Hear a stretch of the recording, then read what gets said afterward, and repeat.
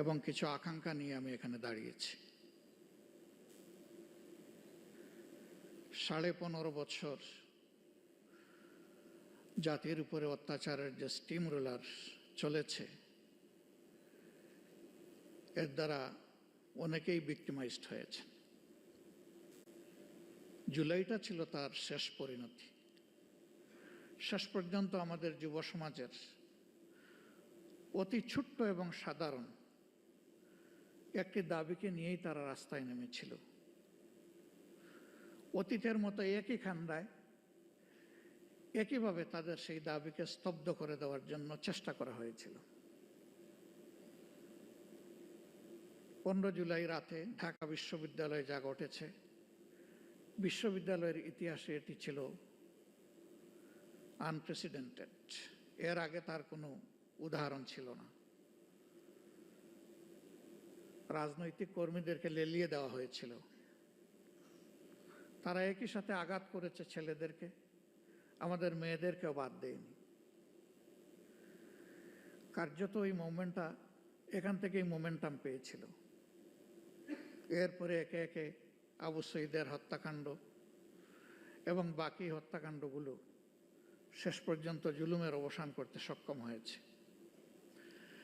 আমি জাতিসংঘের fact finding কমিটিকে আমার দল এবং বাংলাদেশের মজলুম জনগণের পক্ষ থেকে ধন্যবাদ জ্ঞাপন করি। তারা স্বল্পতম সময়ে এগিয়ে এসেছেন এবং বাস্তবতা তারা তুলে আনার চেষ্টা করেছেন। কিন্তু তারা যেটুকু এনেছেন এটা আংশিক মাত্র, এটি পূর্ণাঙ্গ নয়। তার বাইরেও জুলুমের বিস্তর ক্ষেত্র রয়ে গেছে। আশার দিক, নতুন সরকার গঠিত হয়েছে ফ্যাসিজমের পতনের প্রেক্ষাপটে। বিচারের জন্য ট্রাইব্যুনাল গঠন হয়েছে, বিচারক নিয়োগ হয়েছে, তদন্তকারী সংস্থা হয়েছে, প্রসিকিউশনও নিয়োগ হয়েছে। কিন্তু এটি সত্য, এখন 1 বছর ছুঁই এ সময়ের ভিতরে কিন্তু বিচার এখনো দৃশ্যমান হয়নি। আমরা বিশ্বাস করি এই প্রক্রিয়ার সাথে যারা সম্পৃক্ত তারা তাদের সর্বোচ্চটা দিয়ে চেষ্টা করছেন। সরকারের কাছে আমাদের অনুরোধ, এই এফোর্ট কি যথেষ্ট, নাকি এই জায়গায় আরও কিছু করার আছে? যদি আরও কিছু করার থাকে সেটিই তো করা উচিত। সারা বাংলাদেশে আমার মতো আপনারা অনেকে ঘুরেন, সব জায়গায় তো কান্নার রোল। কেউ আপনজন হারিয়ে, আর কেউ নিজেকে হারিয়ে। আপনজন হারানোর বেদনা আমরা বুঝি, কিন্তু যারা নিজেকে হারিয়ে বসেছেন, এই যে ছেলেটাকে দেখানো হলো, শুধু দুটো চোখ না থাকার কারণে গোটা বিশ্ব তার জন্য অন্ধকার। সে কি একা? আমাদের হিসাব মতো এই সংখ্যাটা 500-র কাছাকাছি যারা চোখ হারিয়েছে।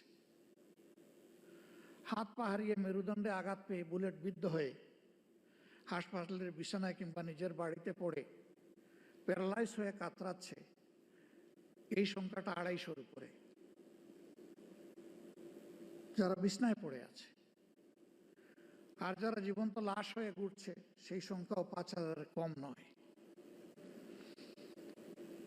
আপনারা অনেকে জানেন, ইতিমধ্যে আমাদের সংগঠনের পক্ষ থেকে উদ্যোগ নিয়ে এই জুলাই যারা শহীদ হয়েছেন তাদের প্রোফাইলটা আমরা অন রেকর্ড নিয়ে আসার চেষ্টা করেছি। শতভাগ নিশ্চিত না হয়ে আমরা একটা নামও সেখানে যোগ করিনি। আমাদের এই প্রক্রিয়া অব্যাহত আছে, এটাকে আমরা ক্লোজ করিনি। 12 ভলিউমের এই শহীদ স্মরণিকা আমরা সকলের হাতে পৌঁছে দিতে পারিনি, তবে আমাদের ওয়েবসাইটে বাংলা, ইংলিশ এবং আরবিতে ইতিমধ্যেই আপলোড করা আছে। সেটা কেউ ভিজিট করলে আমরা খুশি হব। আমরা এবার হাত দিয়েছি যারা জীবন্ত শহীদ তাদের জীবন নিয়ে, এই অন্ধ, পঙ্গু, হাসপাতালের বেডে পড়ে থাকা প্যারালাইজড, তাদের বিষয়টা তুলে আনার জন্য। আমি সরকারকে অনুরোধ করব, এই কাজটা পূর্ণাঙ্গ যথার্থতা পাবে যদি সরকারি উদ্যোগে এটা হয়। আমরা আমাদের দিক থেকে পূর্ণ সহায়তা দেব ইনশাল্লাহ। যা আমাদের কাছে ম্যাটেরিয়ালস আছে তা দিয়ে এবং আরও যা প্রয়োজন আছে আমাদের পক্ষে সম্ভব সঙ্গত সব কিছু দিয়ে। ইতিহাস যেন হারিয়ে না যায়, ইতিহাসটাকে ধরে রাখা উচিত এবং শ্রদ্ধার সাথে এটা আমাদেরকে স্মরণ করতেই হবে। আজকে আমাদের এই বসাটাও ওই ত্যাগের বিনিময়ে। ওই ত্যাগটা না হলে আমার নিজেরও অবস্থা কি হতো আল্লাহ ভালো জানেন। এখানে আমরা যারা আছি কে কোন অবস্থায় থাকতাম সেটা আল্লাহ ভালো জানেন। কাজেই আমাদের শহীদরা এবং জীবন্ত শহীদরা আমাদের অ্যাসেট, তারা আমাদের বোঝা নয়। এই স্বীকৃতি আমাদেরকে দিতে হবে।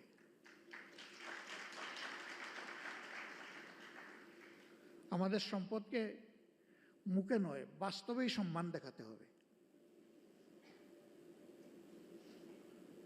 সরকার এবং জাতির পক্ষ থেকে সেটা যেন নিশ্চিত করা হয়।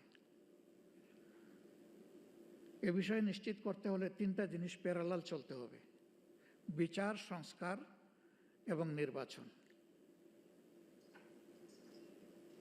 কিন্তু বিচার আর সংস্কারের আগে যদি কোনো নির্বাচন হয় তাহলে সেটি আরেকটা ন্যাশনাল ডিজাস্টার হতে পারে, আমরা বিশ্বাস করি।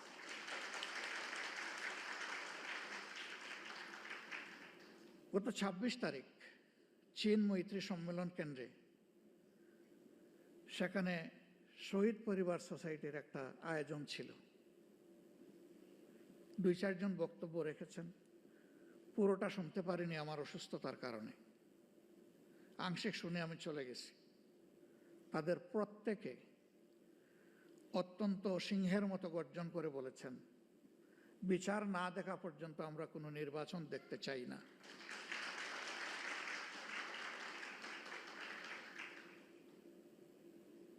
তারা এই দাবি করেননি। শত শত মানুষ যাদেরকে হত্যা করা হয়েছে, হাজারো মানুষ যাদেরকে পঙ্গু করা হয়েছে, তাদের সকলের বিচার করে তারপরে নির্বাচন হোক, তারা তা বলেননি। তারা বলেছেন যারা জঘন্য অপরাধী তাদের বিচারটা অন্তত ২-৪টা হলেও আমরা নিজ চোখে দেখতে চাই।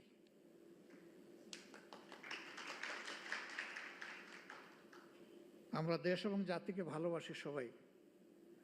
জাতিসংঘ ফ্যাক্টস ফাইন্ডিংয়ে যে ফ্যাক্টসগুলা তুলে এনেছে তার সাথে যেগুলা অপূরণ আছে সেগুলাকেও সংযুক্ত করে বিচারটা ঠিকমতো হোক।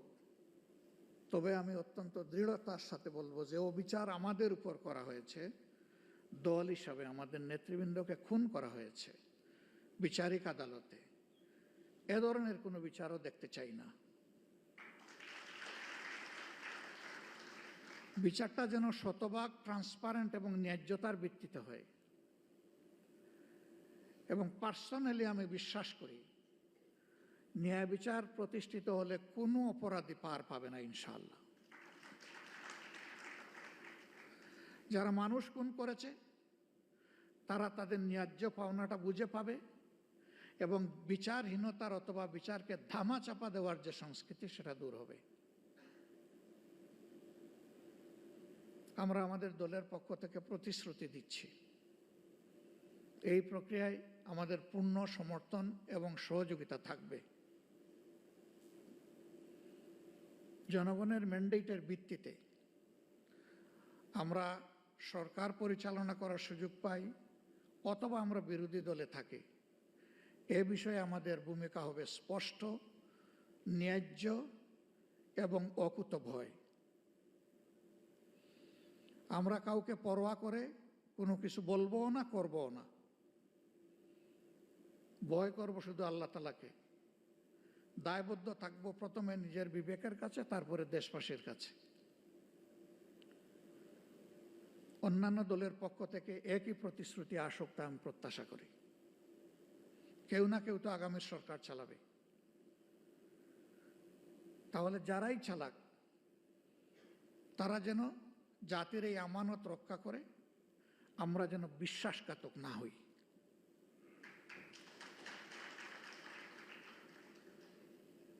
আল্লাহ রাব্বুল আলামিন এই ন্যায় বিচার কায়েমের পথে আমাদের সরকার এবং জুডিশিয়ারি দুইটাকে আপোষহীন পথ চলার তৌফিক দান করুন। এবং আমি এখানে আরেকবার বলবো, জুডিশিয়ারি আমাদের স্বাধীন, এই কথা শুনতে শুনতে কান দুটো প্রায় বন্ধ হয়ে যাওয়ার উপক্রম হয়েছে। এটারও অবসান ঘটুক এবং সত্যিকার অর্থে এই জুডিশিয়ারি স্বাধীন হোক।